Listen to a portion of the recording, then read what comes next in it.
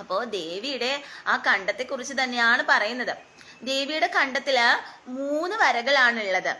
ആ 3 വരകൾ സൂചിപ്പിക്കുന്നതെന്ന് പറഞ്ഞാൽ ആ ദേവിയെ നമ്മൾ ആ മനസ്സുകൊണ്ട് ആ ദേവിയെ പ്രാർത്ഥിക്കുമ്പോൾ ആ ദേവിയിൽ നിന്ന് നമുക്ക് അനുഗ്രഹം ലഭിക്കുന്നതാണ്. അതോടുകൂടെ തന്നെ നല്ല ഉയർച്ചയും സംഗീതത്തിലൊക്കെ നമുക്ക് പ്രാവീണ്യവും അതുപോലെ തന്നെ നമ്മുടെ ദാമ്പത്യ ജീവിതത്തില് ദീർഘസുമംഗലിയായിട്ട് ഭവിക്കാനുള്ള സ്ഥാനവും ലഭിക്കുന്നതാണ് എന്ന് സാരം.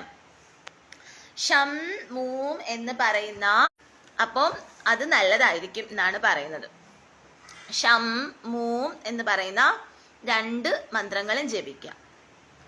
അത് നമ്മുടെ ദാമ്പത്തിക ഉയർച്ചയ്ക്കും അതുപോലെ ദീർഘസുമംഗലിയായിട്ട് ഭവിക്കാനും ഒക്കെ ഈ മന്ത്രം നമ്മൾ പറയുന്നത് നല്ലതാണ്. അതുപോലെ തന്നെ ഈ മന്ത്രം നമ്മൾ പറയുമ്പോൾ അതിനോടൊപ്പം ഒരു